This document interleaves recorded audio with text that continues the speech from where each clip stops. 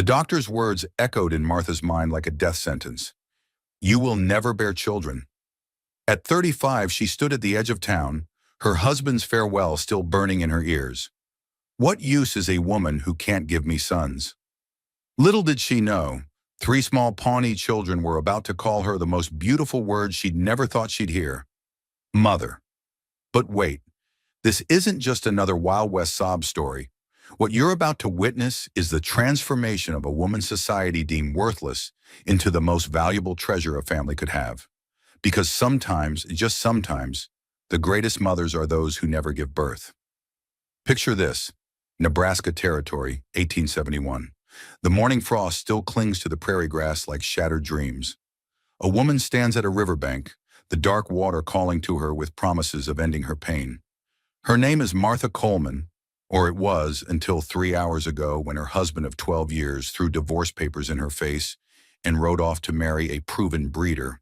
His actual words, as if women were cattle to be evaluated by their production value. The town has already turned its back on her. The boarding house won't take grass widows, their cruel term for abandoned wives. The church suggested she find more appropriate accommodations elsewhere. Even the general store where she kept books for 3 years suddenly doesn't need her services anymore. Because in 1871, a barren woman isn't just useless, she's a contagion, a walking reminder that sometimes God's plan doesn't align with man's expectations. But here's where our story takes a turn that nobody, least of all Martha, saw coming. Because less than a mile away, a Pawnee warrior named Joseph Crow Feather sits with his head in his hands, surrounded by 3 orphan children who haven't stopped crying for 3 days. Their mother, his sister, lost to fever. Their father, a good man who bridged 2 worlds, taken by a hunting accident. And Joseph? He's a warrior who knows how to track deer, fight battles, and navigate by stars. But he doesn't know how to braid a little girl's hair, stop nightmares, or explain why mama isn't coming back. These 3 children, mixed blood, caught between 2 cultures that both reject them, are about to meet a woman that both cultures have rejected too. And in that meeting, in that moment of mutual brokenness, something magical is going to happen. You see, family isn't always made the way we expect. Sometimes it's forged from loss, shaped by choice, and sealed by a love that transcends blood. Sometimes the very thing that disqualifies you from one life perfectly qualifies you for another. And sometimes being told you're broken is just God's way of preparing you to help heal others.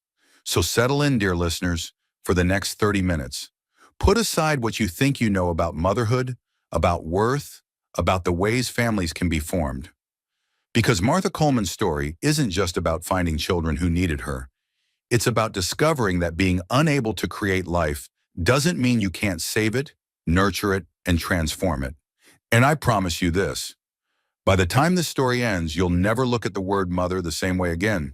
3 days before Benjamin Coleman would abandon his wife, Dr. Harrison Morrison arrived at their modest Nebraska homestead, carrying his black leather medical bag and an air of professional gravity that made Martha's stomach clench with dread.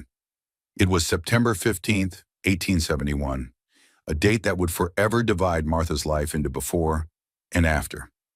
The doctor was a thin man with wire-rimmed spectacles that caught the afternoon light streaming through the parlor window. His hands, when he set down his bag, were steady and clean, the nails trimmed precisely. Martha had always thought doctors' hands should inspire confidence, but these hands terrified her. They would confirm what 12 years of marriage had already whispered. Something was wrong with her. Mrs. Coleman, Dr. Morrison began, clearing his throat not once but 3 times, a nervous habit that betrayed the difficulty of his news. I've completed my examination, and I've consulted my medical texts extensively. I'm afraid the scarring I've detected, it's quite severe. Martha sat in her best chair, the one with the embroidered cushion her mother had made, her hands folded so tightly in her lap that her knuckles had gone white. Beside her, Benjamin stood rigid as a fence post, his breathing shallow and quick. She could smell the tobacco on him, mixed with the scent of lye soap she'd made just last week. Such ordinary smells for such an extraordinary moment. The fever you suffered at 13, the doctor continued, polishing his spectacles to avoid meeting her eyes. It appears to have caused significant damage to your Internal organs. The scarring has rendered your womb. He paused, searching for delicate words in a situation that had none. Inhospitable to conception. I'm terribly sorry, Mrs. Coleman, but you will never bear children.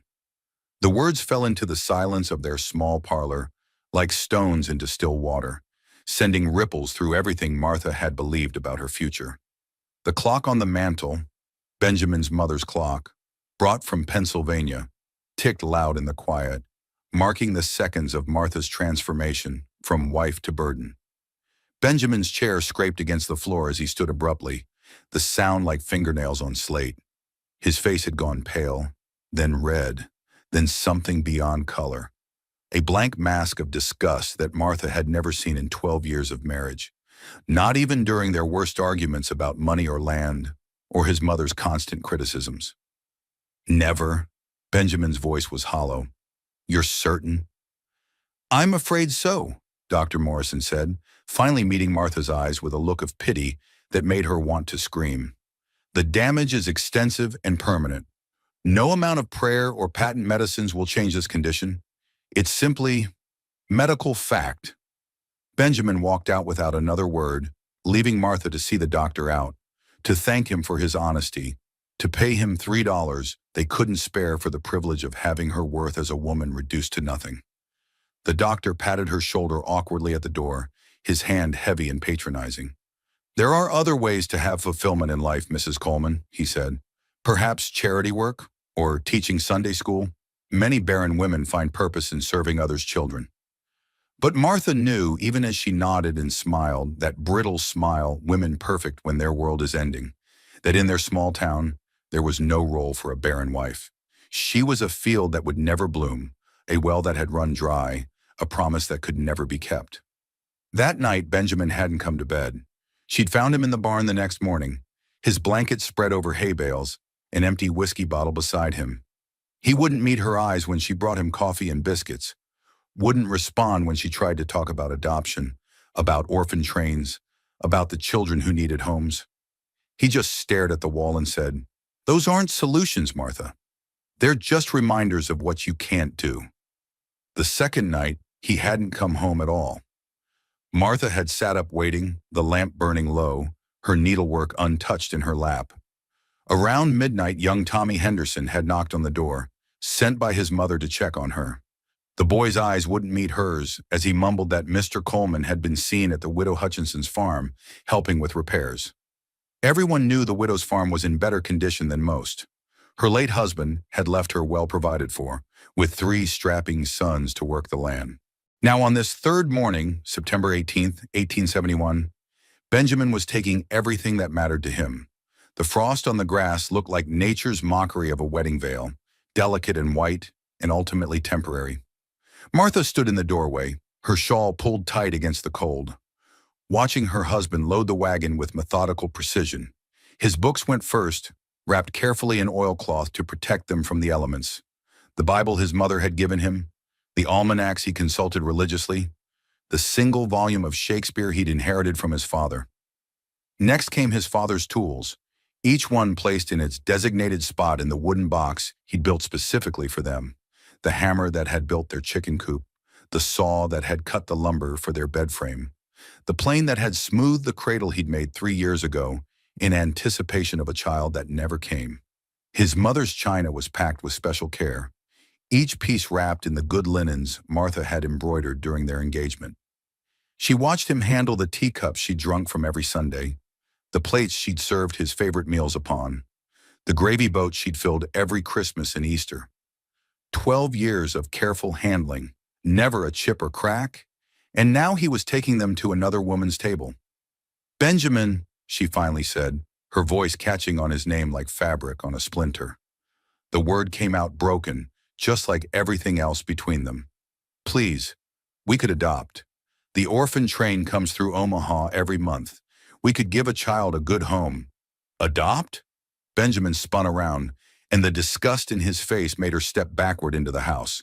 His blue eyes, the ones that had once looked at her with such tenderness on their wedding day, now held nothing but contempt. She could see herself reflected in them, small, worthless, defective. Raise another man's bastard? Have the whole town knowing I'm married to a barren woman who can't do the one thing God put her on this earth to do? That's not the only thing, Martha started, her voice stronger now, fueled by 12 years of being more than just a potential mother. She'd been a partner, a helpmate, a companion. It's the main thing. His shout made the chickens scatter in the yard, their panicked clucking a soundtrack to her humiliation. What's a farm without sons to work it? What's a man without his bloodline to carry on? What's a wife who can't be a mother? Each question was a blow, and Martha felt herself shrinking with each one. She wanted to remind him of all the other things she was. She kept his books so well that they'd never missed a payment to the bank, her careful management stretching every dollar. She mended his clothes with stitches so fine other women asked for her secret. She cooked his meals exactly how his mother had taught her, even though the old woman had never thought Martha good enough for her precious son. She'd nursed him through pneumonia 2 winters past, sitting up 3 nights straight, spooning broth between his cracked lips, bathing his fever-hot skin with cool claws, praying to God to spare him even as he raved deliriously about the son he wanted. Always the son, never just her companionship, never just their love. She'd sold her mother's wedding ring, her only inheritance, to buy seed when the drought killed their first crop. She'd worked beside him in the fields until her hands were raw and bleeding, never complaining, never stopping.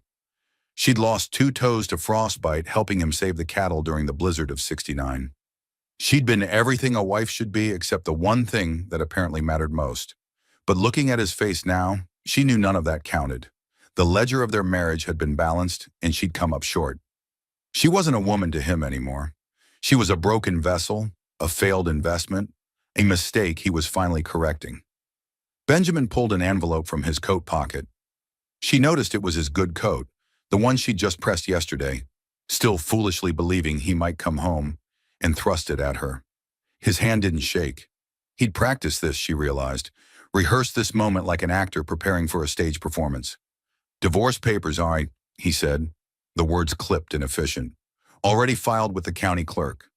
Judge Harrison says abandonment due to medical insufficiency is grounds enough. He's expedited the process. Should be final within the month." Martha's hands shook as she took the envelope. The paper was expensive, official, with the county seal pressed in red wax. Such formality for the destruction of a life. Medical insufficiency? Is that what I am now? A medical condition? A disease to be cut away? "You're nothing now," Benjamin said flatly, each word carefully pronounced as if he'd practiced them too. "You've been nothing for years. I just kept hoping, praying, that God would perform a miracle. But God doesn't waste miracles on women like you." The cruelty of invoking God in his abandonment made Martha's stomach turn. "And what kind of woman am I, Benjamin? The kind that takes but doesn't give. The kind that promises a future but delivers emptiness." He climbed onto the wagon seat, gathering the reins with hands that had once held hers tenderly, hands that had trembled when he'd placed the ring on her finger, hands that had wiped her tears when her mother died. "The widow Hutchinson has 3 sons already, and her late husband's land adjoining mine. She's agreed to marry me once this is finalized. A proven breeder, you might say." The phrase hit Martha like a physical slap. Breeder. Like she was livestock that hadn't produced properly. You planned this. How long, Benjamin? How long have you been courting her while sleeping in our bed?" "A man has to think of his future," Benjamin said, not even having the decency to look ashamed. "You can keep the house until the bank takes it, and they will, within the month. I've withdrawn my accounts. What's mine is mine. Consider it generous that I'm not asking for repayment of the years I fed and clothed a useless woman." As the wagon rolled away, kicking up dust that made Martha's eyes water, or perhaps those were tears she couldn't tell anymore, she heard him start to whistle, whistling, the same tune he'd whistled on their wedding day, as if leaving her was a relief worthy of the same song that had once celebrated their union. Martha stood frozen in the doorway long after the wagon disappeared over the rise. The sun climbed higher, warming the frost from the grass, but she felt nothing.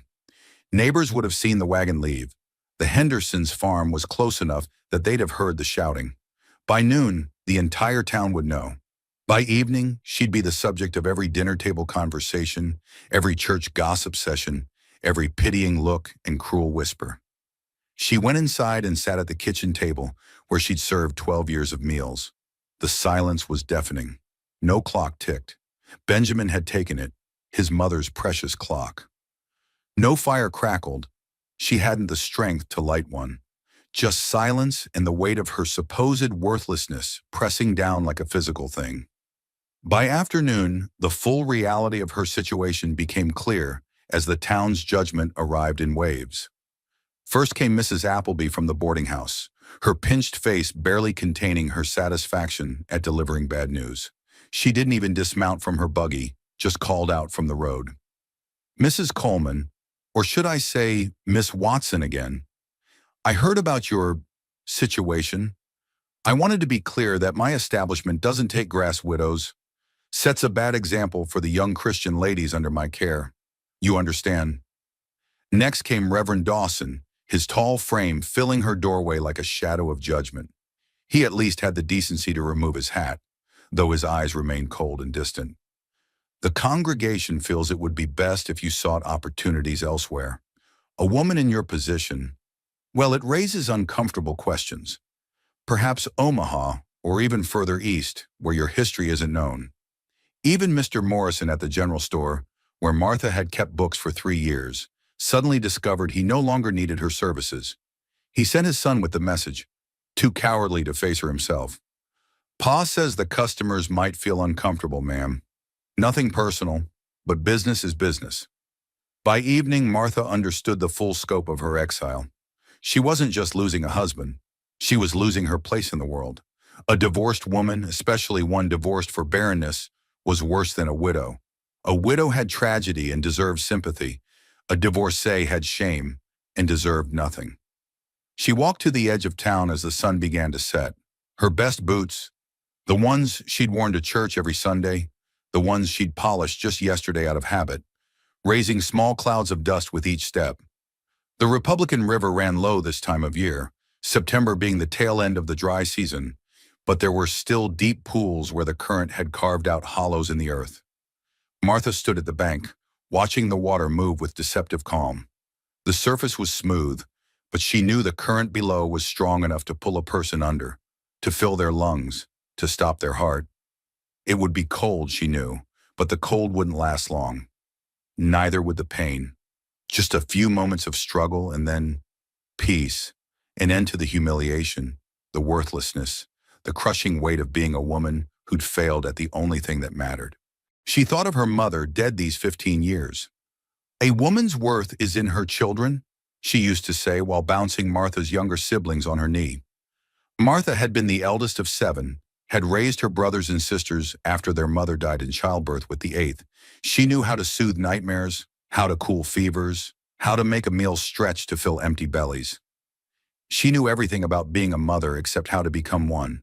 The water looked peaceful, almost inviting. She took a step closer to the edge, her boots sinking slightly into the muddy bank. One more step, maybe 2, and she could let the current take her.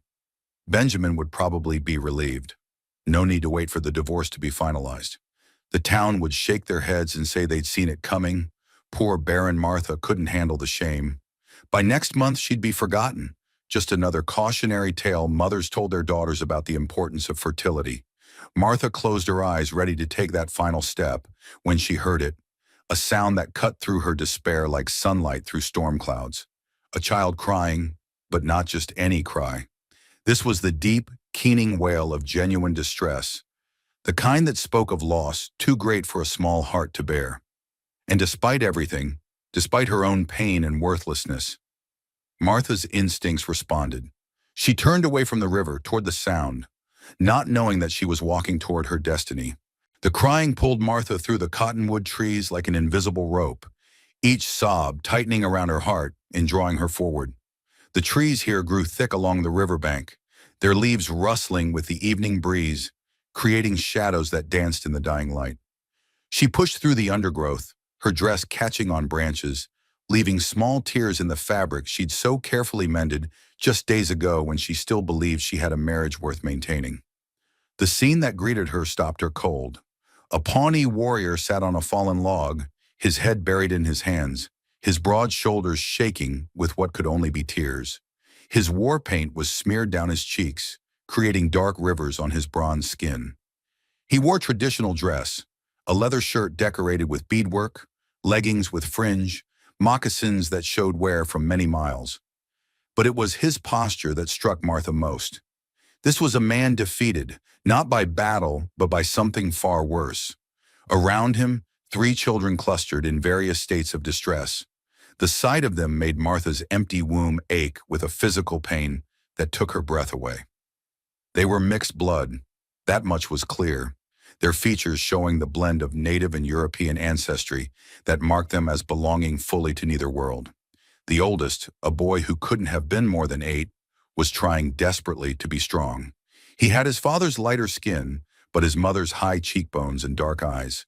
His small hands were on the shoulders of a middle child, a girl of perhaps 6 with honey-brown skin and black hair that hadn't seen a comb in days. The tangles were so severe Martha could see them from where she stood.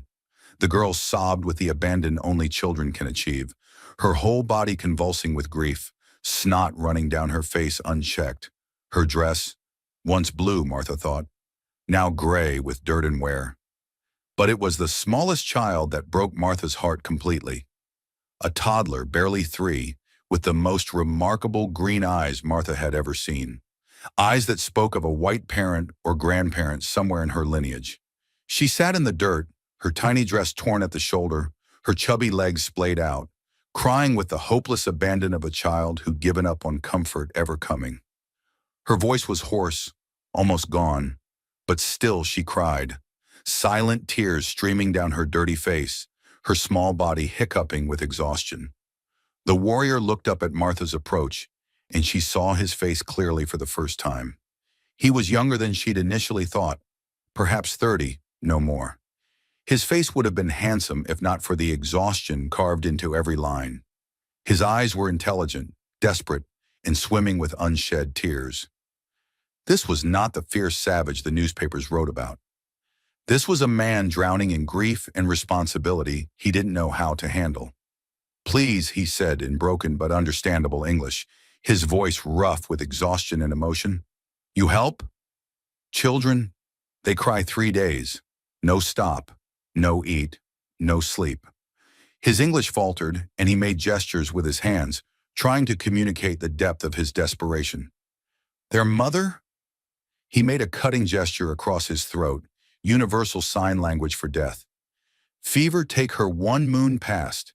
Their father before, hunting accident. My sister, my friend, both gone." Martha stood frozen for a moment, her own grief suddenly seeming small in comparison to these children's loss. The warrior continued, his words tumbling out like water through a broken dam. "I try everything. Sing songs she sang. They cry harder. Make food she made. They don't eat. Hold them like she did. They push away. 3 days, no stop. Little one," he gestured to the toddler, "she cry until voice gone, then cry silent tears. I am warrior. I know fighting. I know hunting. I know stars and tracking and weather. But this," he gestured helplessly at the children. "I don't know children crying, don't know hair braiding, don't know nightmare stopping." Without conscious thought, without hesitation, Martha moved. She walked past the warrior, past the older children, and knelt beside the smallest child. The little girl's green eyes widened slightly at this stranger's approach, her cries stuttering for just a moment.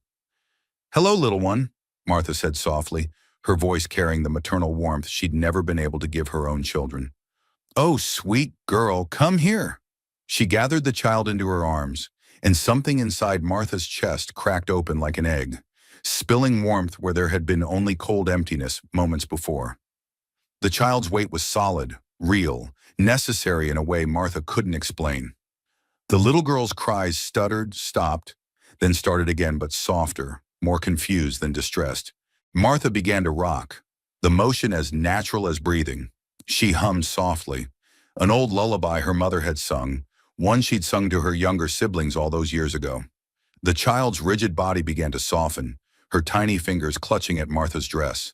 The fabric was still damp with Martha's own tears from earlier, but the child didn't care. She pressed her face against Martha's shoulder, her sobs fading to hiccups, then to exhausted whimpers, then to blessed silence. "How?" the warrior asked, his eyes wide with amazement. "3 days I try. My aunt try. Other women in village try. Nothing work. You touch her, she stop. Is this white woman magic?" "No magic," Martha said softly, still rocking the child who had now put her thumb in her mouth. A self-soothing gesture that spoke of younger days, happier times. Sometimes children just need to feel safe. They need to know someone won't leave. They can sense when adults are scared too, and it makes them more frightened. "You're grieving too, aren't you?" "They feel that." The warrior's face crumpled slightly before he regained control. "She was my sister, singing bird, good woman, good mother. Their father, Thomas McBride, was white man but good man. He learned our ways, our words, loved my sister true, not like some white men who take native wives for convenience. They were happy. Then hunting accident. Horse spooked, he fell, neck broken. My sister's heart broke with him. When fever came, she had no strength to fight." The middle child had crept closer during this exchange, drawn by the sudden calm like a moth to flame. Martha could see her more clearly now. A beautiful child under all that dirt and grief. Her features were delicate, a perfect blend of her mixed heritage. She reached out one small, dirty finger and touched Martha's skirt. "Soft," the girl whispered, her voice hoarse from crying. It was the first word besides screaming Martha had heard from her. "Would you like to come closer?" Martha asked gently, shifting the toddler to one arm and opening the other invitingly. The girl hesitated, looking at the warrior for permission. "Is okay, Mary," he said softly. "Lady is kind." Mary, such an English name for a child caught between worlds, crept closer until she was leaning against Martha's side. Martha could feel the child trembling, whether from exhaustion or emotion she couldn't tell. Probably both. "What are all their names?" Martha asked, including the boy in her gentle gaze, though he maintained his distance, his pride and suspicion keeping him apart. The warrior pointed to each child in turn. "Boy is Samuel, 8 winters old. Very smart, very angry. Angry at God, at world, at me. Says I should have saved his parents. Maybe he right." The boy straightened at his name, trying to look brave, but Martha could see the tear tracks on his dusty face, the way his small shoulders shook with the effort of being strong. "Girl is Mary. We call her morning song in our tongue. 6 winters. She sing all time before. Morning songs, evening songs, sleeping songs, playing songs. Songs she make up about clouds and butterflies and way sunlight looks on water. Now," he shrugged helplessly, "only crying." "And this little one?" Martha asked, looking down at the toddler who had fallen into an exhausted sleep against her chest. "Elizabeth, 3 winters. We call her Green Eyes Smiling because—" He gestured at her remarkable eyes, now closed in sleep. "She got them from her father's mother, we think. French woman, very beautiful, they say. But she doesn't smile now. Not since her mother go to spirit world. She asks for Mama 100 times each day. I tell her Mama gone." She screamed louder. "I don't tell her. She keep asking until she cries herself sick." Martha felt the weight of the child in her arms, solid and real and alive in a way her phantom babies had never been. This wasn't a dream of motherhood. This was the reality of it. A sweaty, dirty, grieving child who needed comfort more than anything in the world. "My name is Martha," she said, realizing she hadn't introduced herself. "Martha Coleman." The name felt strange without the Mrs. in front of it, but she supposed she'd have to get used to that. "I am Joseph Crow Feather," the warrior said. He studied her for a long moment, taking in everything. Her good dress now torn and dusty, her wedding ring still on her finger, despite everything, the redness around her eyes that spoke of recent tears, the way she held the child like she'd been born to it. "You have children?" The question was a knife to her heart, but Martha shook her head.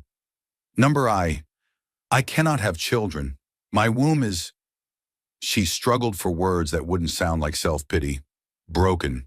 The doctor says barren. Joseph's eyes widened with surprise, then narrowed with something like understanding.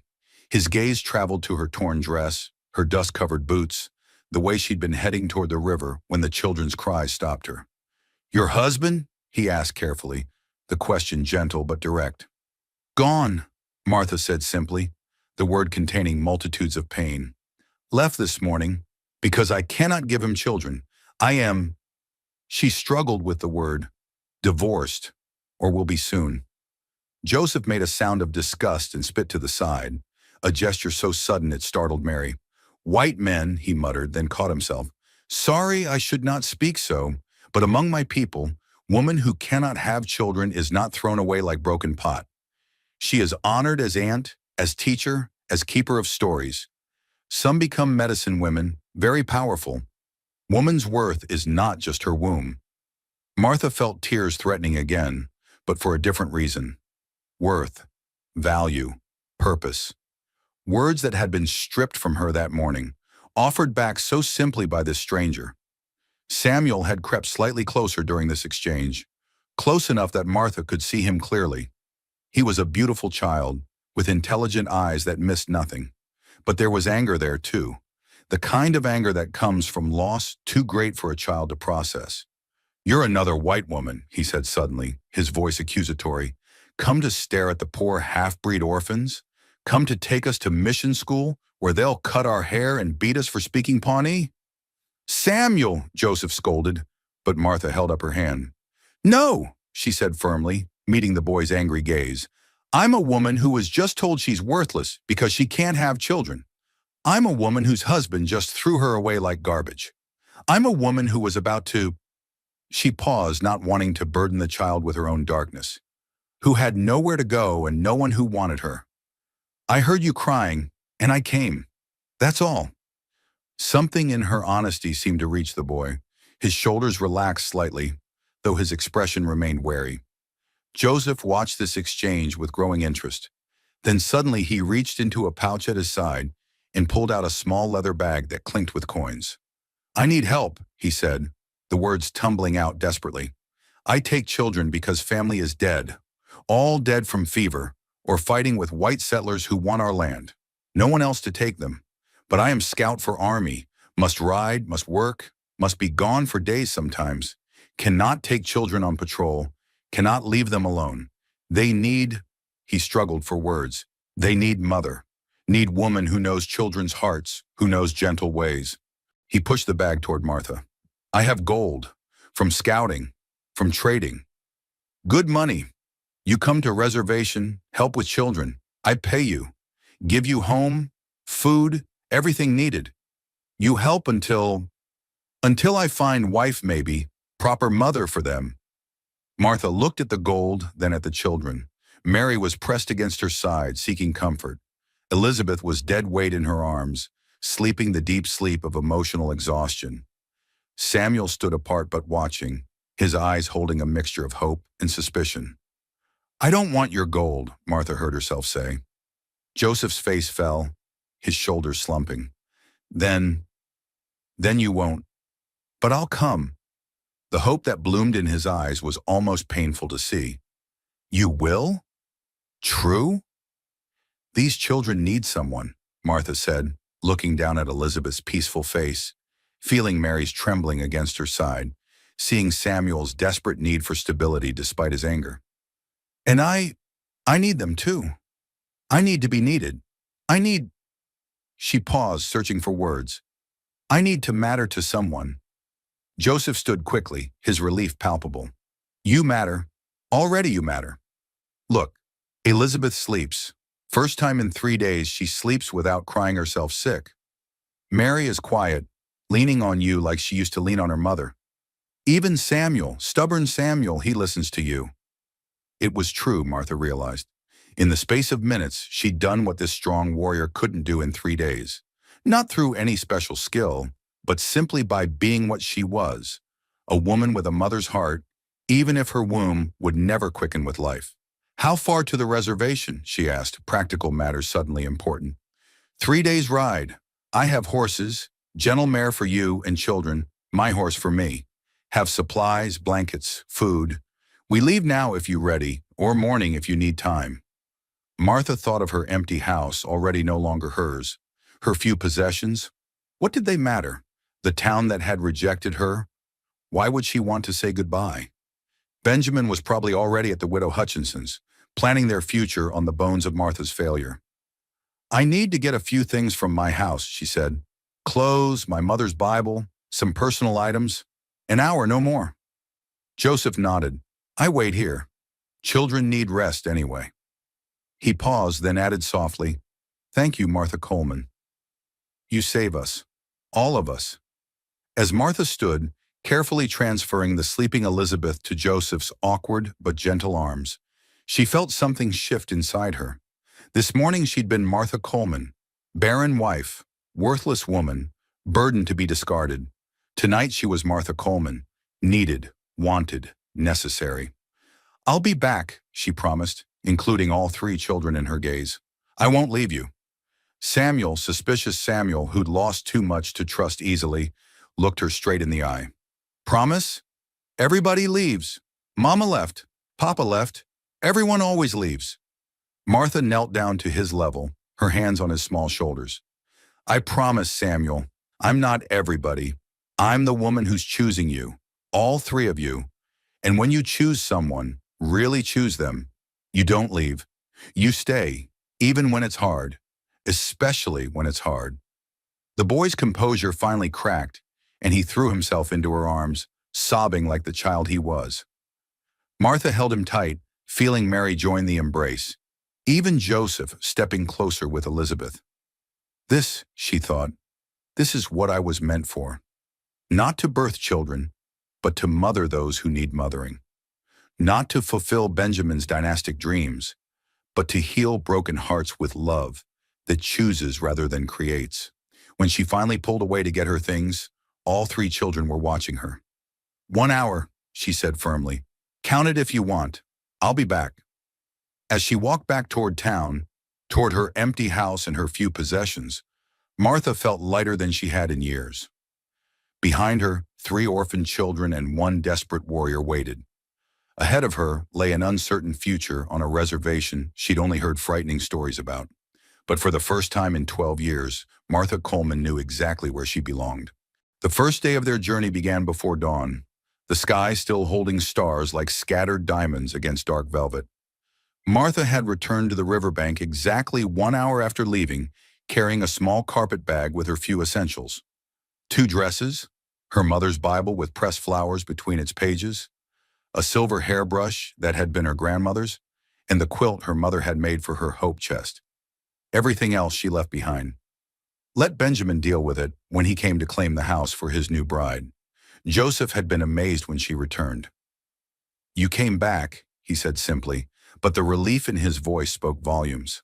I promised, Martha replied, already reaching for Elizabeth, who stretched her chubby arms toward her with a sleepy whimper. When I make a promise, especially to children, I keep it. The horses Joseph had brought were perfect choices. His own painted stallion, a magnificent creature that danced sideways when excited, but responded to his slightest touch, and a gentle bay mare with kind eyes and a steady temperament. The mare, Joseph explained, had been his sister's horse, trained to carry children safely. She knows the way home, he said softly, patting the mare's neck. Singing Bird rode her everywhere, even when heavy with Elizabeth. Good horse, gentle horse. Name is Buttercup. Mary named her when she was 3. Mary's face lit up at the mention of the name, the first smile Martha had seen from her.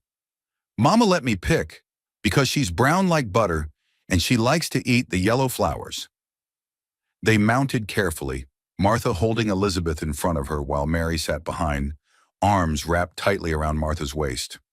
Samuel rode with Joseph, maintaining his dignity as the eldest, though Martha noticed how he gripped the warrior's shirt when the horses first began to move.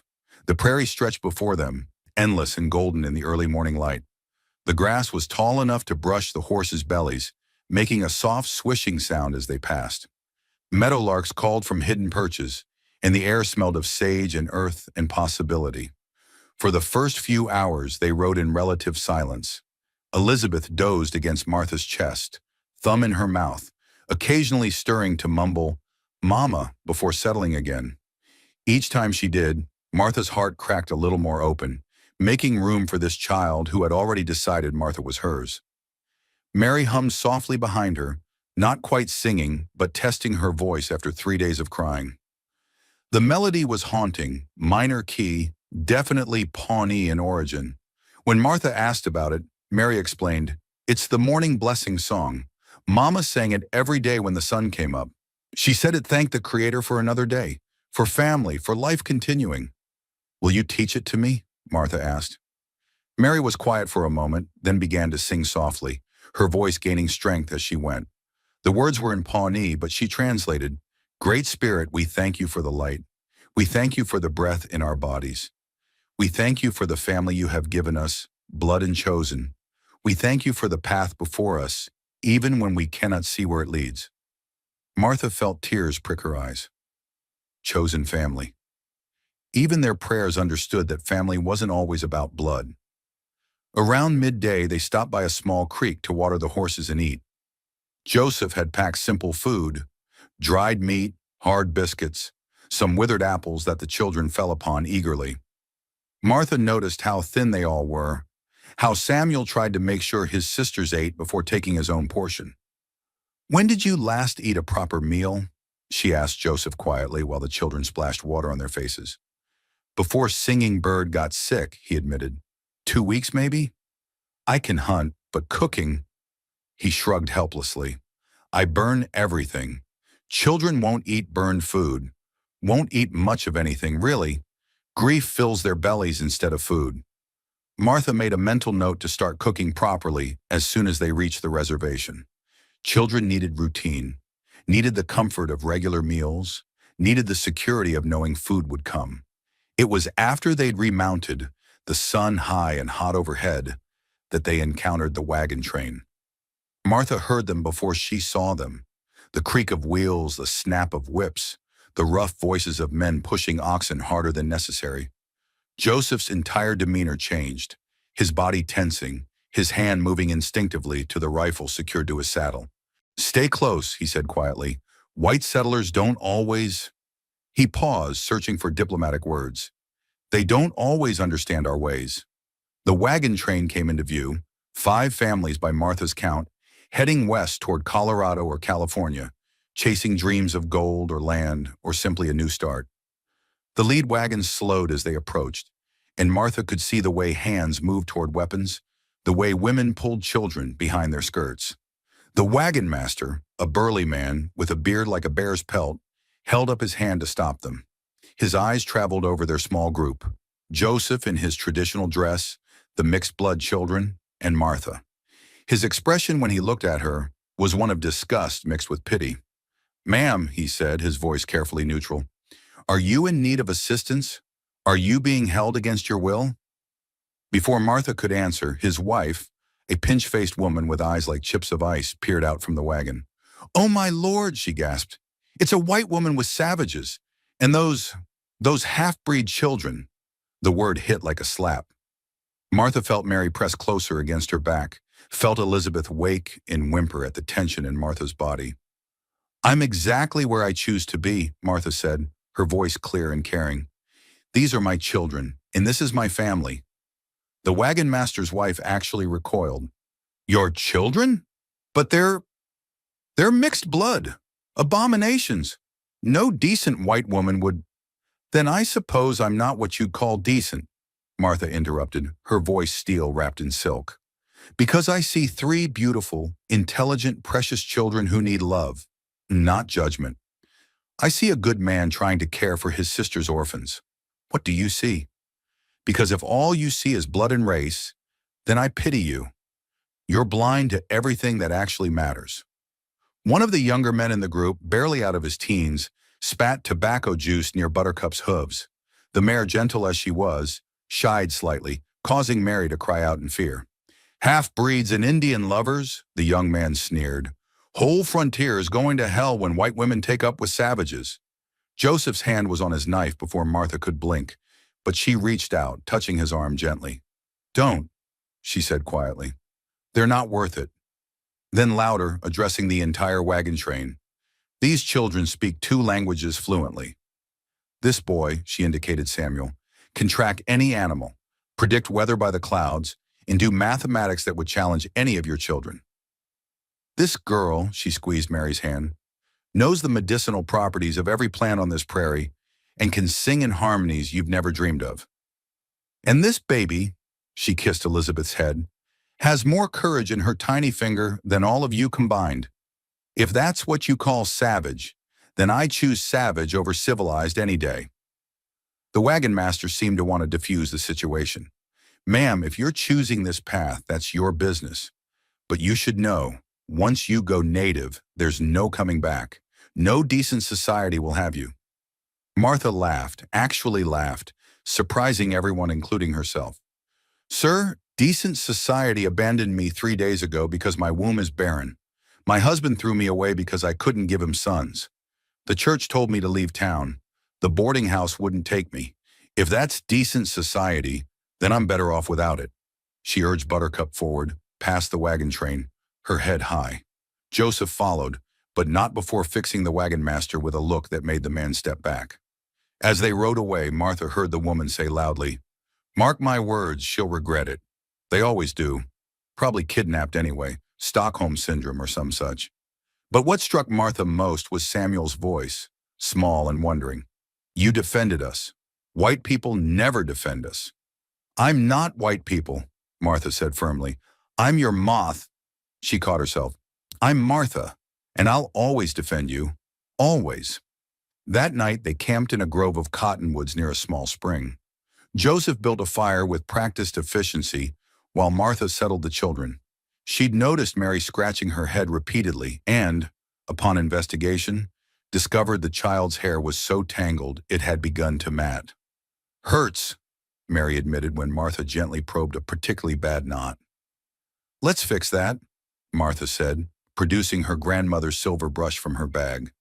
"But we'll need to be patient. Some knots take time to undo." It took 2 hours. 2 hours of gentle work, fingers and brush, a bit of water, infinite patience. Mary sat still the entire time, occasionally whimpering but never pulling away. Elizabeth watched with fascination, and even Samuel drew closer, pretending to tend the fire but really watching Martha's gentle ministrations. "Mama used to brush it every night," Mary said softly. 100 strokes. She said it made it shine like raven's wings. "Then we'll do 100 strokes," Martha promised. "Every night, just like your mama did." When she finished, Mary's hair fell in a smooth black waterfall down her back. The girl touched it wonderingly, then turned and threw her arms around Martha's neck. "Thank you," she whispered, and Martha felt the words in her chest like a physical thing. Joseph watched all this from across the fire, his expression unreadable in the flickering light. After the children had eaten, Martha had managed to make a palatable stew from the dried meat and some roots Mary identified as edible, and were settling for sleep, he spoke. Their mother, Singing Bird, she was like you, gentle but strong, patient but fierce when needed. Children see it. They know real from false. "Tell me about her," Martha said, wrapping her shawl tighter as the night grew cold. "And their father.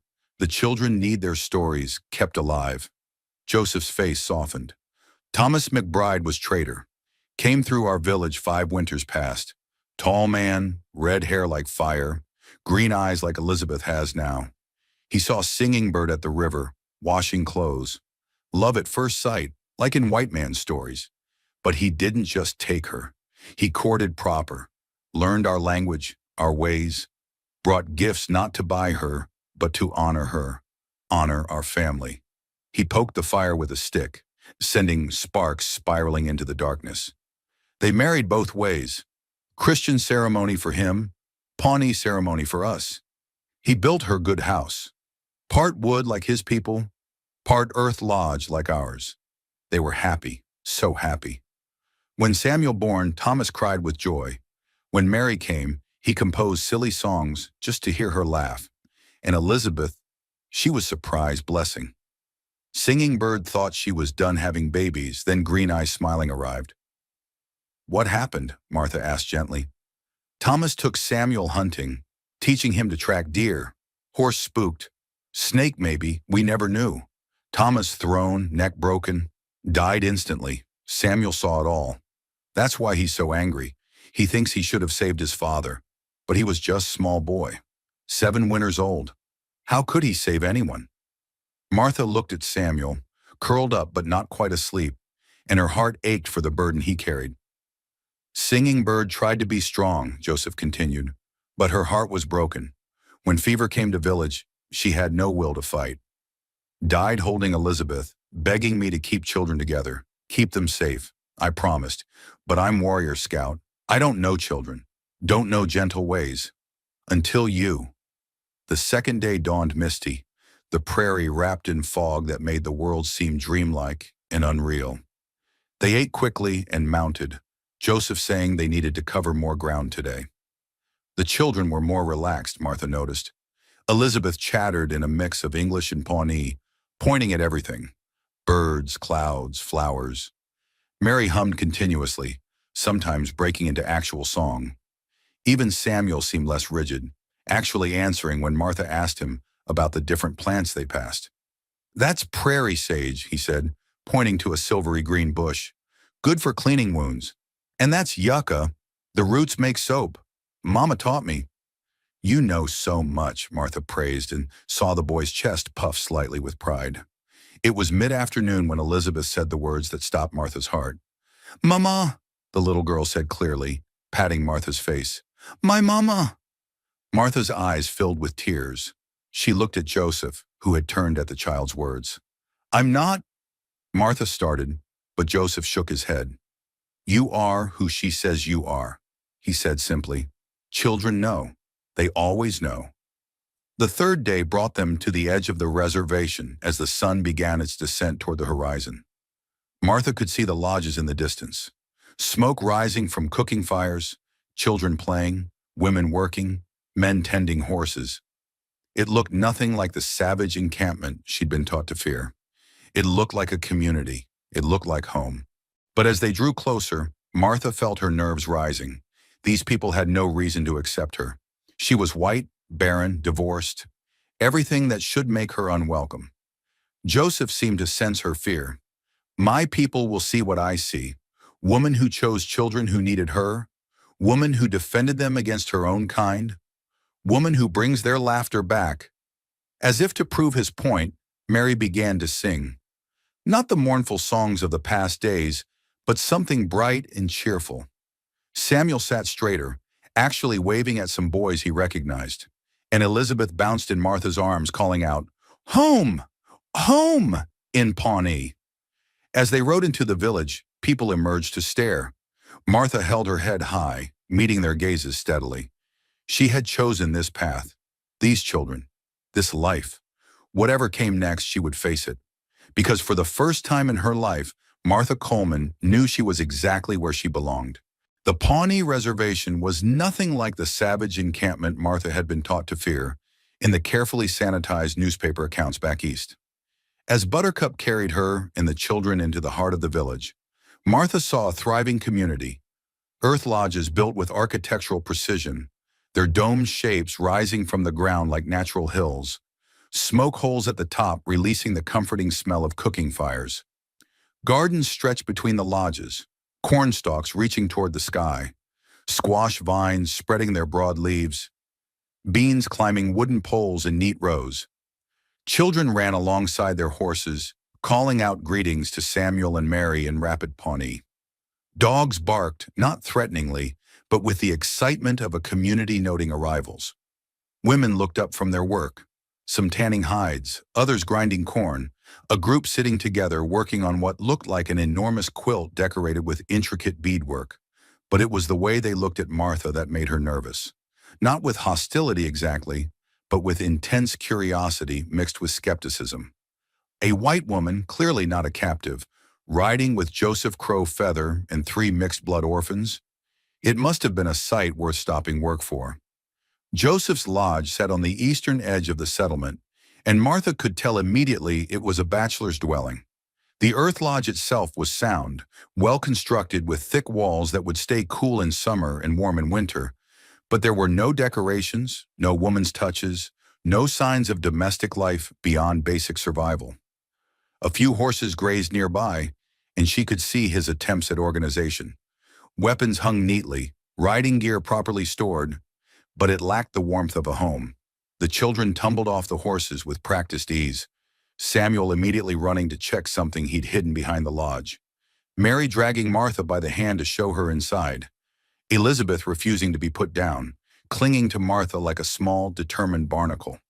The interior was larger than Martha had expected. The central fire pit was cold, ashes gray and old. Sleeping areas were arranged around the edges. She could see where Joseph had tried to make spaces for the children, their few possessions carefully arranged but somehow looking lost in the emptiness.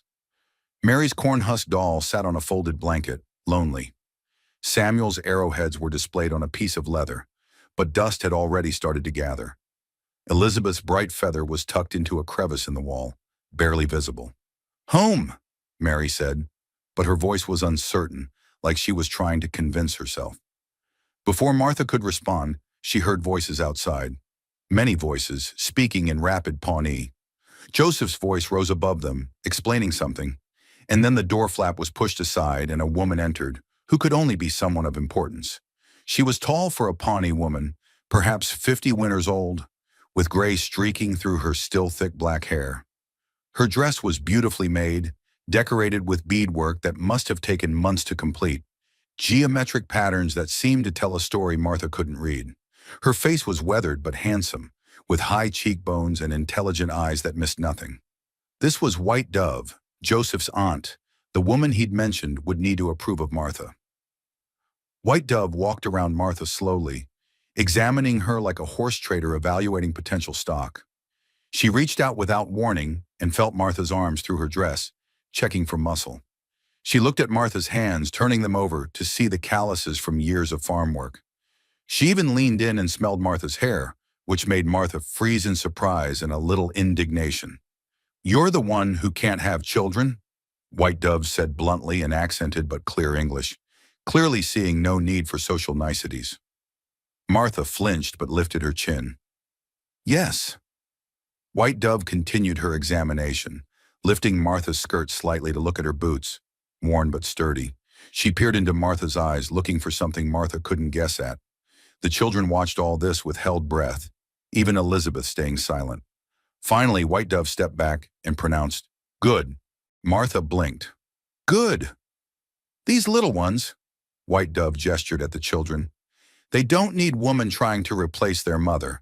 Cannot be done. Singing bird was singing bird. But they need woman who will love them as they are, not as echoes of children never born.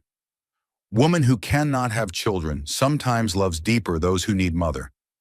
No confusion, no comparison, just love for children who exist, not dreams of children who don't." It was perhaps the most acceptance Martha had felt in her entire life, delivered as bluntly as a hammer strike, but just as effective. White Dove turned to Joseph and rattled off something in Pawnee that made him duck his head like a scolded boy. Then she turned back to Martha. "Lodge is disaster. Man alone with children, nothing good comes. I send women to help. You learn our ways, we learn yours. Children need both worlds now, cannot live in just one." Over the next hours, the lodge transformed. White Dove had apparently commanded half the village women to help, and they descended like a benevolent avalanche. They brought fresh rushes for the floor, soft buffalo robes for sleeping, cooking pots and utensils, dried herbs hanging in bunches, decorated parfleche for storage. They showed Martha how to bank the fire properly, how to adjust the smoke hole for the best ventilation, where to store food to keep it cool and safe from mice. But more than things, they brought acceptance. Many of them had known Singing Bird, and they shared stories with the children while they worked. "Your mother, she sang so beautiful, even the birds stopped to listen," one elderly woman told Mary. "She taught me that song about the butterflies. You remember it?" And Mary, shy Mary, who'd barely spoken, began to sing, her voice growing stronger as the women hummed along. Another woman, younger with a baby on her hip, told Samuel, "Your father taught my husband to read the white man's words. Very patient, very kind, smart man. You have his eyes, his way of thinking. I can see it." Martha watched all this while learning, her hands busy copying the women's movements as they showed her how to grind corn properly, how to season the pot just right, how to make the fry bread that Elizabeth apparently loved. The women spoke a mixture of Pawnee and English, switching back and forth fluidly, and Martha found herself picking up words: Ati for mother, Pita for thank you, Riki for good. As the sun began to set, painting the sky in shades of orange and pink that reminded Martha of prairie roses, the women gradually departed, each touching Martha's shoulder or hand as they left, a acceptance she hadn't expected. White Dove was the last to leave. "Tomorrow you come to my lodge," she commanded. "Learn proper cooking. These children too thin. Joseph probably been feeding them like horses, grass and water." She fixed Joseph with a stern look. Warriors. Think they know everything. Know nothing about children's hearts. After she left, Joseph looked sheepishly at Martha. "She is strong woman. Raised me after my parents died. She speaks truth, even when truth is uncomfortable." "I like her," Martha said, surprising herself by meaning it.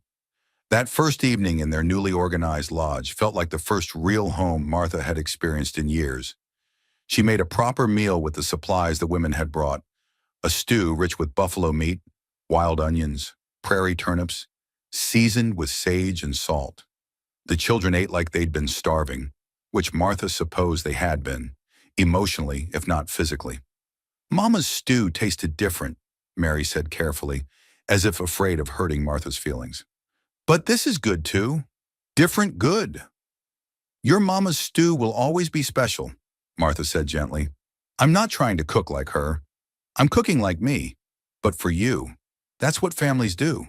They bring their own flavors and make something new." Samuel looked up from his third bowl. "My father used to say that. He said our family was like stew, Irish from him, Pawnee from Mama, and we were the good parts of both mixed together." After dinner, Martha kept her promise to Mary about the 100 brush strokes. Elizabeth sat in Martha's lap playing with the silver brush handle, while Samuel pretended to be fixing his arrowheads but really listened as Martha told them stories from her childhood. Safer stories, happy ones, about raising her younger siblings, about the pranks they played, the adventures they had. "You were a mother already," Samuel observed, "just to your brothers and sisters." "I suppose I was," Martha agreed, "but it's different when they're your siblings. You're still a child yourself, playing at being grown. With you three?"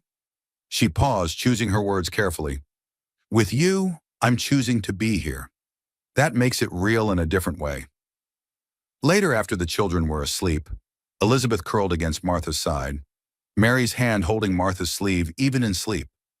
Samuel nearby, but maintaining his boyish independence. Joseph sat across the fire from her. They developed this evening ritual, these quiet moments when the children slept and they could talk as adults.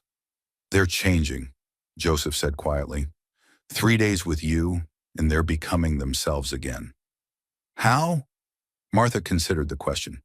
"Children need structure. They need to know what comes next. When their world falls apart, they need someone to make it solid again, even if it's different than before. They need permission to grieve, but also permission to be happy again. Your sister is gone, and that's devastating. But you're here, I'm here, and life continues. Children understand that better than adults sometimes." Joseph was quiet for a long moment, staring into the fire. "White Dove says I should take wife. Says children need real mother, not—" He gestured vaguely. "Arrangement." Martha's chest tightened. Of course. She was temporary, a stopgap until Joseph found a proper Pawnee wife. "She's probably right," Martha managed to say. "She's wrong," Joseph said firmly. "Children have real mother. They chose her. She chose them. That's more real than anything ceremony could make." Martha looked up, meeting his eyes across the fire. In the flickering light, she could see something in his expression she hadn't expected. Not just gratitude, but something warmer, deeper. "Joseph, I know you're still grieving your marriage," he said quickly. "I know you didn't come here for anything but the children. I respect that, but I want you to know you have place here, not just as helper, as family, however you want that to look." Before Martha could respond, Elizabeth stirred, whimpering in her sleep. Martha automatically began to rub her back, humming softly, and the child settled. When she looked up again, Joseph was smiling. "See? Real mother." The days fell into a rhythm faster than Martha had expected. She woke before dawn, starting the fire and beginning breakfast. Joseph would often already be gone. His work as an Army scout meant irregular hours and sometimes days away. But Martha found she didn't mind. The children filled every moment. She discovered that Samuel was brilliant, truly remarkably intelligent. He could track animals with uncanny skill, predict weather changes by the behavior of insects, calculate complex math problems in his head. But he was also angry, carrying guilt about his father's death that no amount of logic could ease. "I should have grabbed the reins," he told Martha one day as she taught him to read from her mother's Bible. He could read English, but wanted to improve. "I should have controlled the horse." "You were 7, Martha said gently. "A child. Your father wouldn't want you carrying this guilt." "How do you know?" Samuel challenged. "Because he loved you. And when you love someone, you don't want them suffering for something that wasn't their fault. Your father would want you to live, to learn, to become the man he was raising you to be." Mary was easier in some ways, harder in others. Her emotions ran close to the surface. Joy, sorrow, fear, delight, all in quick succession. She sang constantly now, her voice growing stronger each day. The other children in the village began following her, drawn to her music like flowers to sun. But at night the nightmares came. Mary would wake screaming for her mother, and no amount of soothing seemed to help. Martha would hold her, rock her, sing to her, until finally exhaustion won and the child slept again. One night Joseph returned from a short patrol to find Martha walking the floor with Mary, both of them exhausted. "Let me," he offered, reaching for his niece. But Mary clung tighter to Martha. "No! Want Mama Martha?" The name stopped them both. Mama Martha, not replacing Singing Bird, but something new, something that honored both what was lost and what was found. Elizabeth, meanwhile, had simply decided Martha was her mother. Full stop. No qualifications, no hesitations. She followed Martha everywhere, insisted on being carried constantly, cried if Martha was out of sight for even a moment. "You'll spoil her," White Dove warned, but her tone was approving. "Good. She needs spoiling after what she's been through." White Dove had become Martha's teacher, instructor, and surprisingly, friend.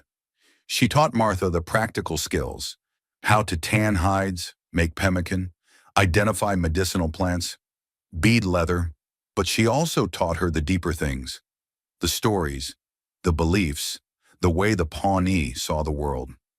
"You're Jesus' God," White Dove said one day as they worked side by side. "He's not so different from our Tarawa. Both want people to be kind, to share, to protect the weak. Maybe same God, different names." "Maybe," Martha agreed, finding comfort in the thought that perhaps all paths led to the same destination, just by different routes. As autumn settled over the prairie, painting the grass gold and the trees fire colors, Martha realized she'd stopped thinking of herself as temporary. This was her life now. These children, this community, this man who looked at her across the fire each night with growing warmth. One evening, as purple twilight settled over the land, all 4 of them sat outside the lodge watching the stars appear. Samuel was teaching Elizabeth constellation names in both English and Pawnee. Mary was composing a new song about stars dancing. Joseph sat close enough to Martha that she could feel his warmth. "Happy?" he asked quietly. Martha thought about Benjamin, about her empty womb, about the life she'd planned that had crumbled to ash. Then she looked at these children who called her mother, this community that had accepted her, this man who saw her worth when everyone else saw only her lack. "Yes," she said simply, "happier than I've ever been." And she meant it. 2 months into their new life, on a crisp November morning, when frost painted the prairie grass silver, The past arrived like a storm cloud on a clear day. Martha was working in the garden she'd expanded with White Dove's help, teaching Elizabeth the difference between the late squash that could withstand frost and the beans that had already withered. The little girl was helping by carefully moving dirt from one pile to another with intense concentration, occasionally bringing Martha particularly interesting rocks or bugs she discovered. "Look, Mama!" Elizabeth exclaimed, holding up a beetle that gleamed green gold in the morning sun. "Pretty bug." "Very pretty," Martha agreed, wiping sweat from her brow despite the cold. She was wearing traditional Pawnee dress now, so much more practical than her heavy cotton dresses. The soft deer hide moved with her body, and the decorative beadwork that Mary had insisted on adding caught the light. Her hair was braided in the Pawnee style, both for practicality and because Mary loved to practice her braiding each morning, her small fingers careful and patient. That's when she saw them, a small convoy approaching from the east. Not traders, she could tell by the formal way they rode. Not military either. As they grew closer, her blood turned to ice. She recognized the lead wagon, and worse, the man driving it, Benjamin. But he hadn't come alone. Beside him on the wagon seat sat the widow Hutchinson, her face pinched with disapproval beneath her proper bonnet. Behind them rode Judge Harrison, the same man who'd expedited their divorce, and two other men Martha recognized as church elders from town. Mr. Davies and Mr. Crawford, both stern men who'd served on the town's moral committee. They'd come to judge her, to witness her fall, to confirm their suspicions about what happened to women who failed at their God-given purpose. Benjamin climbed down from the wagon slowly, his movements deliberate, theatrical. His eyes traveled over the scene before him, taking in every detail. Martha in native dress, dirt under her fingernails from gardening, her skin tan from working outdoors. The mixed-blood child at her feet, playing contentedly. The earth lodge behind them with its heathen decorations. Prayer feathers hanging from the entrance. A painted buffalo skull White Dove had gifted them for protection. Other Pawnee women working nearby, some watching the newcomers with suspicion. His face went through several expressions: surprise, disgust, and finally a sort of vindicated satisfaction. "So it's true," he said, his voice carrying clearly in the cold morning air. "Martha Coleman has gone native, became a squaw." The word was deliberately chosen, deliberately cruel. Several of the Pawnee women who understood English stiffened. Martha saw Running Deer, White Dove's daughter, take a step forward, but Martha subtly shook her head. This was her battle. Martha stood slowly, picking up Elizabeth protectively. The child, sensing the tension, wrapped her arms around Martha's neck and hid her face, whimpering softly. "What are you doing here, Benjamin?" Martha kept her voice steady, though her heart was racing like a frightened rabbit's. "I heard rumors," Benjamin said, loud enough for his audience to hear clearly. "Disgusting, vile rumors that couldn't possibly be true. My former wife, a woman from a good Christian family, living in sin with savages, pretending to mother their heathen spawn. I had to see if they were true. Judge Harrison didn't believe it either. Did you, Judge?" The judge, a thin man who'd always reminded Martha of an undertaker with his black clothes and permanent frown, cleared his throat. "Mrs. Coleman, or whatever you call yourself now, this is highly irregular. A white woman of good standing, living among the Indians without proper Christian supervision or authority." "I'm married," Martha said evenly, though the lie tasted bitter. She and Joseph maintained separate sleeping areas, their relationship still nothing more than a partnership for the children's sake, though something deeper had been growing between them. Legally and properly, by both Pawnee and Christian ceremony, and these are my children. Benjamin laughed, the sound ugly and mocking, echoing across the village like a crow's caw. Several more Pawnee had gathered now, understanding the tone if not all the words. Men had stopped their work with horses. Women had put down their beating and grinding stones. Children peered out from behind their mother's skirts. "Your children," Benjamin's voice dripped with contempt. "You can't have children, remember? That's why I left you. That's why you're worthless. A barren field, a dry well, a broken vessel. You're playing house with half-breed bastards because no decent white man would have you. She has us! Samuel's voice rang out fierce and clear. He appeared from nowhere, standing beside Martha with his small fist clenched, his face a mask of protective fury. Mary ran from the lodge where she'd been practicing her letters, wrapping her arms around Martha's legs, trembling but determined to stand with her. "Mama, who is this mean man?" Mary asked in Pawnee, though her tone needed no translation. "Nobody important," Martha replied in English, then repeated it in Pawnee, making Benjamin's face redden like a sunset. The widow Hutchinson spoke for the first time, her voice dripping with the kind of disdain that comes from moral superiority. "So you've really done it. Abandoned all Christian decency. Benjamin told me you were barren, but I didn't think you'd fall this low. Living like an animal, raising savage children, forgetting your race and your God." "My God," Martha said quietly but firmly, "taught me that love matters more than blood, that caring for orphans and widows is holy work, that judging others is a sin. Perhaps you read a different Bible than I do." Mr. Davies, one of the church elders, stepped forward. "You've disgraced your family name, woman. Your parents would be horrified to see what you've become." "My parents," Martha said, her voice gaining strength, "raised 7 children, most not their blood, because they believed family was about love, not lineage. They would understand what I'm doing here." "What you're doing," Benjamin spat, "is degrading yourself. Living with animals, pretending their half-breed spawn are worth something." The slap came from nowhere. One moment Martha was holding Elizabeth, the next she'd passed the child to Samuel, and her palm was stinging from the force of hitting Benjamin's face.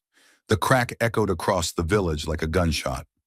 "Don't you dare," she said, her voice low and dangerous as a rattlesnake's warning. "Don't you dare call my children names.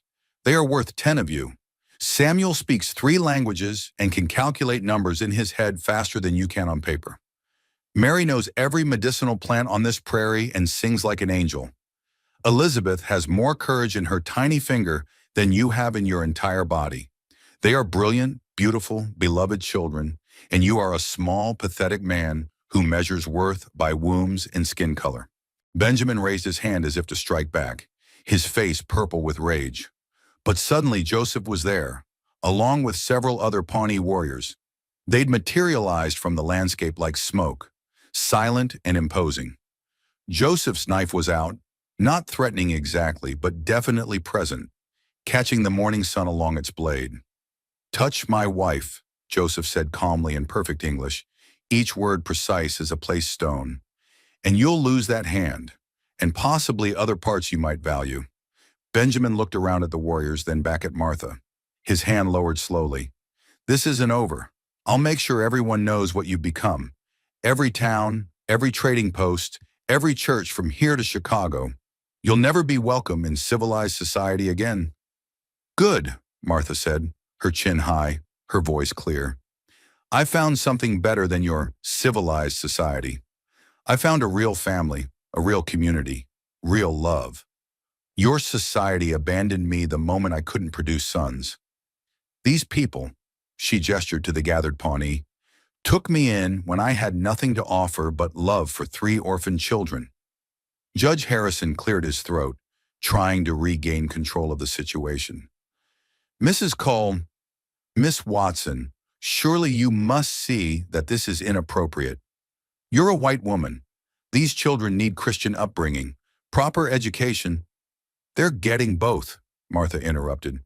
"I teach them to read from the Bible every morning. They say Christian prayers and Pawnee prayers. They learn English and Pawnee and some French from Joseph. They know their numbers, their letters, their history, both histories. They're getting an education that makes them citizens of 2 worlds, not prisoners of one." The widow Hutchinson made a disgusted sound. "You're destroying their chance at a proper life. Those children should be in an orphan asylum or mission school where they can learn to be civilized." "Where they can learn to be ashamed," Martha corrected. "Where they'll be beaten for speaking their mother's language, punished for remembering their father's stories. Where they'll be taught they're worthless because they're mixed blood. Number never. These children will grow up knowing they're loved, valued, treasured for exactly who they are." Benjamin gathered himself for one more attack. You know what your problem always was, Martha? You thought you were worth something beyond your purpose. A woman's purpose is to give her husband children. You failed. You're nothing. Joseph stepped forward, and when he spoke, his voice carried the authority of a man who'd seen real worth and real worthlessness in his life. This woman saved 3 children from grief that was killing them. She makes them laugh, teaches them, loves them. She turned my empty lodge into a home. She learned our language, our ways, not because she had to, but because she wanted the children to honor their mother's memory. She is worth more than all of you combined. Pretty words from a savage, Benjamin sneered. Joseph smiled, and it wasn't a pleasant expression. This savage speaks 4 languages, can read and write better than most white men, and serves as a scout for the U.S. Army. I've met President Grant. I've dined with generals. And I can tell you with certainty that Martha is the finest human being I've ever known. Now get off our land before I forget I'm civilized. Benjamin climbed back onto his wagon, his face twisted with rage and humiliation. You're dead to decent society, he called to Martha, dead to everyone who matters. Martha looked at her children, Samuel standing protective and fierce, Mary clinging to her skirts with tears on her face, Elizabeth reaching for her from Samuel's arms. She looked at Joseph, ready to defend them all with his life. She looked at the gathered Pawnee, her new family, her chosen people. Then I'll live in indecent happiness, she called back, with people who know that love matters more than blood, that kindness matters more than color, that choosing to be family matters more than being born to it. As the wagon rolled away, raising dust that hung in the air like a bitter memory, Martha felt something settle in her chest. The last tie to her old life had been severed. She was free. That evening, after the children were asleep, exhausted from the emotional upheaval of the day, Martha and Joseph sat by the fire, as had become their custom. But tonight, Joseph sat closer than usual, close enough that their shoulders touched. You defended us, he said quietly. Defended me. No white woman has ever defended me. You defended me first, Martha pointed out. When I was a stranger by the river, you offered me purpose when I thought I had none. Joseph was quiet for a moment, staring into the fire. Then he spoke, his voice careful but determined. The other men think I should take a wife. They say the children need a real mother, that it's not proper you living here without. He gestured vaguely. Martha's chest tightened painfully. I understand. I can stay until you find someone. Martha. He turned to face her fully, and in the firelight she could see everything in his eyes. Warmth, hope, fear, longing. I don't want someone else. The children don't want someone else. I choose you. If you'll have me. Martha's breath caught. Joseph, I can't give you children. Your children. New children. The bloodline. These are my bloodline. My sister's children. That's enough. More than enough. He took her hand gently, his callous thumb moving over her knuckles. I don't need you to give me children. We have children. I need you to love the ones we have. And maybe, he paused, gathering courage. Maybe love me too? Martha looked at this man who'd taken her in when she was broken, who'd given her purpose when she thought she had none, who saw her supposed flaw as irrelevant compared to her heart. I already do, she whispered. Joseph's smile was like sunrise over the prairie, slow, warm, brilliant. Then marry me. Not for propriety, not for the children, though they need us both. Marry me because when Elizabeth calls you mama, I want it to be true in every way. Because when Samuel looks for approval after his first hunt, I want him to look to both of us as his parents. Because when Mary sings her morning songs, I want to wake up beside you to hear them. The people here, some of them might not accept it, Martha said weakly. A white woman have accepted you already. White Dove said yesterday, you're a gift from the spirits. Said any fool could see we belong together.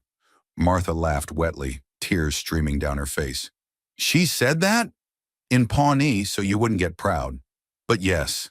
He cupped her face gently, wiping away her tears with his thumbs. Marry me, Martha Coleman. Be my wife, mother to our children, keeper of my heart. Yes, she breathed. Yes to all of it. When he kissed her, gentle and sweet and full of promise, Martha felt the last broken piece of her heart heal completely. She'd been abandoned for being barren, but that abandonment had led her to 3 children who needed her. She'd been called worthless, but she'd found a man who saw her infinite worth. She'd been told she was nothing and discovered she was everything. Mother, teacher, healer, beloved.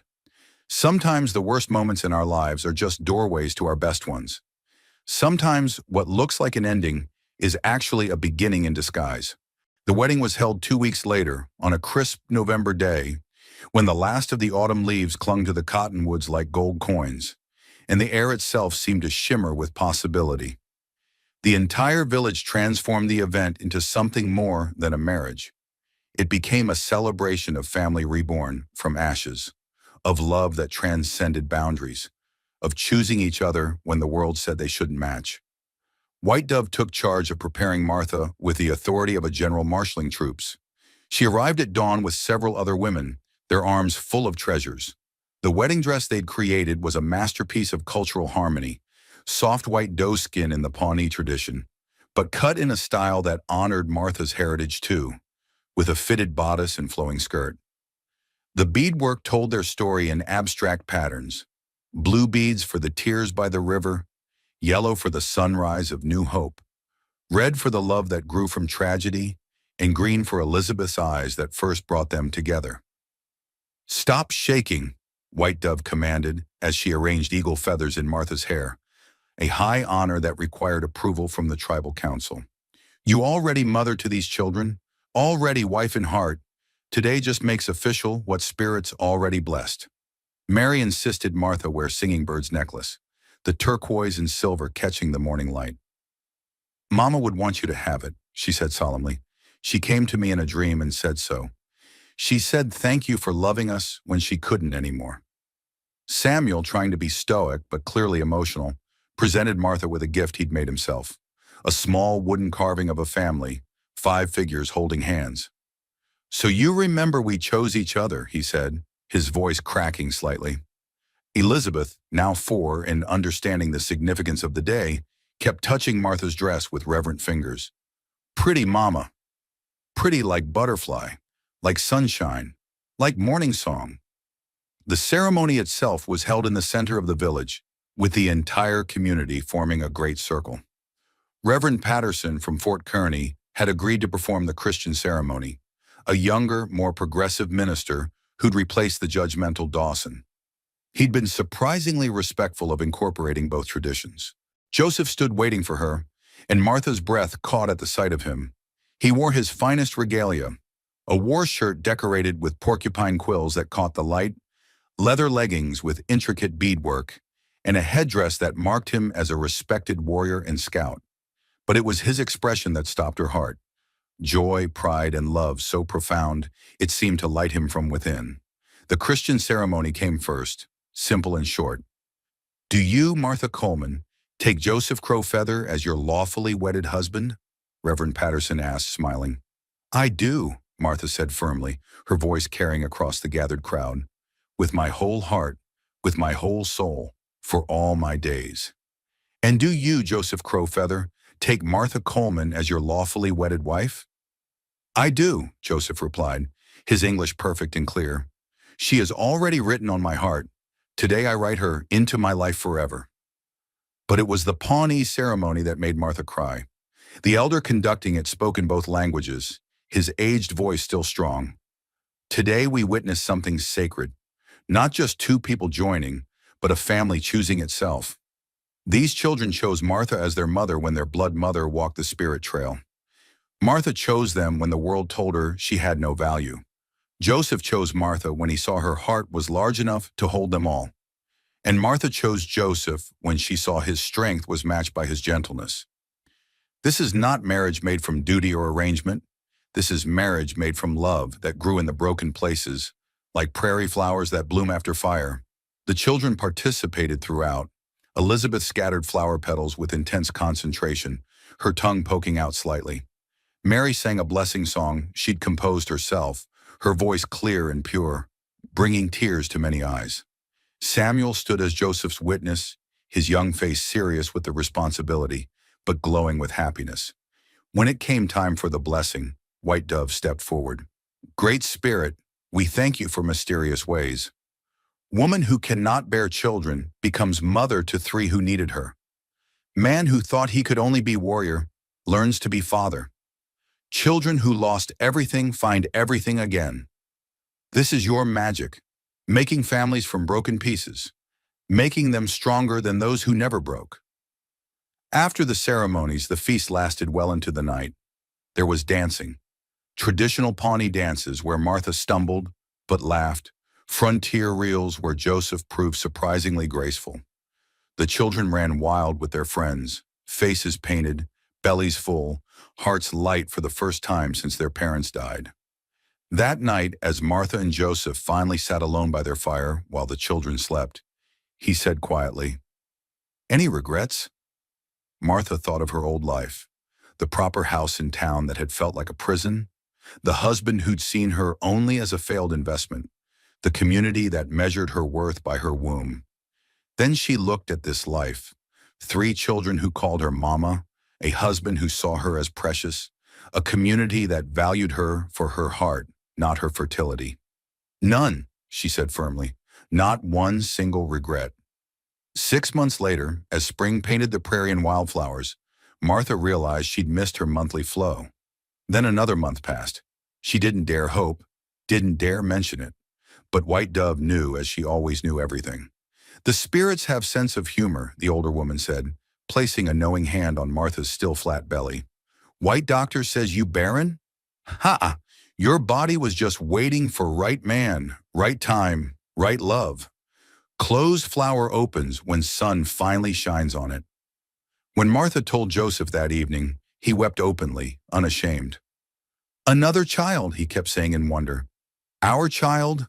The baby came with the first snow, a daughter with Martha's auburn hair and Joseph's dark eyes. They named her Sarah Singing Crow, honoring both traditions. The 3 older children were enchanted. Samuel appointed himself chief protector, teaching his baby sister Pawnee words before she could even sit up. Mary sang to her constantly, a repertoire of lullabies in 3 languages. Elizabeth, no longer the baby, took her big sister role seriously, sharing her precious feather and declaring the baby most beautiful ever was. But the miracles didn't stop there. 2 years later came twins, Joseph Jr. and Margaret. 2 years after that, another daughter, Hope. By the time 5 years had passed from that desperate day by the river, Martha had 6 children, 3 of the heart, 3 of the body, all equally loved. On a spring morning exactly 5 years after Benjamin had abandoned her, Martha stood at the same riverbank where she'd once considered ending her life. But now she held Hope on her hip while the twins played at her feet. Samuel, now 13 and growing tall, was teaching Elizabeth to track rabbits. Mary's voice carried on the wind as she practiced with the younger girls from the village. Joseph came up behind her, wrapping his arms around her waist, his chin resting on her shoulder. "What are you thinking?" he asked. "That sometimes the worst thing that happens to you turns out to be the best thing," Martha said. "If Benjamin hadn't left me, if I hadn't been barren, or thought I was, I never would have found you, the children, this life. My supposed curse was actually my blessing." "White Dove says the spirits knew," Joseph said, "knew we all needed each other, so they moved pieces like game board until we all came together." As if summoned by her name, White Dove appeared with Sarah toddling beside her. 6 children, the older woman announced with satisfaction. "Woman who couldn't have any has more than anyone. This is good joke from spirits." Martha laughed, gathering her children. All of them, the ones born from her body and the ones born from her choice. "The best joke," she agreed. "The very best." Later, as the sun set over the prairie, painting the sky in shades of pink and gold, the whole family sat together outside their lodge, expanded now to accommodate their growing family. Samuel was reading to the younger ones from a book of frontier tales. Mary was teaching the twins a clapping game. Elizabeth was braiding Hope's hair with the patience Martha had once shown her. "Tell us the story," Sarah demanded, as she did every night. "The story of how we became a family." Martha smiled, pulling the little girl into her lap. "Once upon a time, There was a woman who thought she had no purpose, and 3 children who thought they had no mother, and a man who thought he could only be a warrior. But then they found each other. As she told the story, their story, Martha marveled at the journey that had brought them here. She'd stood at the river's edge ready to die, and instead had found more life than she'd ever dreamed possible. She'd been called barren and had borne 4 children. She'd been deemed worthless and had become priceless to so many. This was the true miracle. Not that her womb had suddenly worked, but that love had transformed abandonment into abundance, sorrow into joy, strangers into family. The children of her heart had opened the door for the children of her body, proving that sometimes God's greatest gifts come disguised as his greatest denials. And they lived happily ever after? Little Hope asked sleepily. Martha looked at her family, her chosen, beloved, miraculous family, and smiled. No, sweetheart. They lived happily ever after, and after, and after. Because when you choose your family, when love makes you family, the happiness just keeps growing. As the stars appeared one by one in the darkening sky, Martha Coleman Crowfeather held her children close and whispered a prayer of gratitude for the abandonment that had led to abundance, for the barrenness that had led to bounty, for the ending that had been a glorious beginning in disguise. And so, dear listeners, we come to the end of Martha's incredible journey, though really it's just the beginning of a legacy that would span generations. 5 years after that desperate moment when Martha Coleman stood at the river's edge, ready to end everything, she had become the mother of 6 children, the beloved wife of a good man, and the heart of a community that valued her for who she was, not what she could produce. The woman who was told she was worthless because she couldn't bear children ended up with more children than anyone in the village. The woman who was abandoned for being broken became the one who healed others. The woman who thought she had no purpose found it in the tear-stained faces of 3 orphans who just needed someone to choose them. But here's what I want you to remember from this story. Really remember, deep in your bones where truth lives. Martha didn't become worthy when she finally had biological children. She was worthy the moment she picked up Elizabeth by that riverbank. She was worthy when she defended Mary from cruel words. She was worthy when she helped Samuel forgive himself for something that was never his fault. Her worth was never about her womb. It was about her heart, her capacity to love, her willingness to show up when showing up was hard. Think about it. If Benjamin hadn't abandoned her, if the doctor hadn't pronounced her barren, if the town hadn't exiled her, she never would have heard those children crying. 3 orphans would have lost themselves to grief. Joseph would have failed despite his best efforts. And Martha herself would have lived a half-life, always wondering why she existed if she couldn't fulfill her purpose.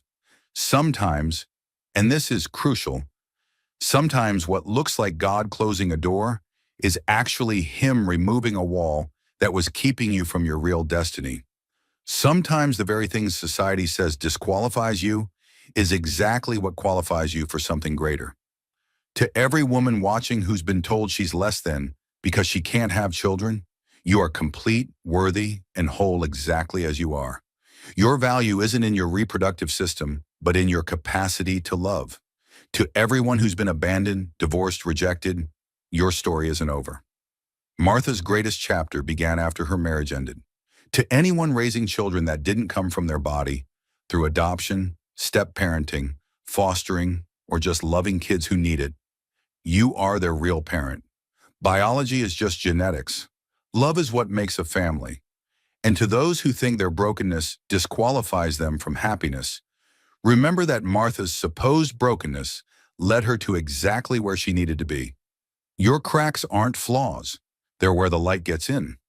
Before you go, please, if this story touched your heart, hit that like button. It helps other people who need this message find it. Subscribe to our channel and ring that notification bell, because every week we share stories that remind you that your ending hasn't been written yet, that your worst moment might be the doorway to your best life. And please share in the comments. Have you ever had a curse that turned out to be a blessing? Have you found family in unexpected places? Have you discovered that what seemed like an ending was actually a beginning? Your story might be exactly what someone else needs to hear today. Remember this, Martha stood at that river ready to die, and instead she became the matriarch of a beautiful, blended, chosen family. She thought her story was over, but it had barely begun. The same might be true for you. You are not broken. You are not worthless. You are not abandoned. You are chosen. You are valuable. You are exactly where you need to become who you're meant to be. This is your channel name, reminding you that families are made of love, not just blood, that mothers are defined by their hearts, not their wombs, that sometimes the worst thing that happens to you is actually the best thing in disguise. Keep your hearts open, dear ones. Your Martha moment might be just around the corner. That moment when what seemed like a curse reveals itself as the greatest blessing of your life. Until next time, remember, you matter, you're enough. And somewhere out there, someone needs exactly what you have to offer. Not despite your brokenness, but because of it. Love makes a family, nothing else. Just love.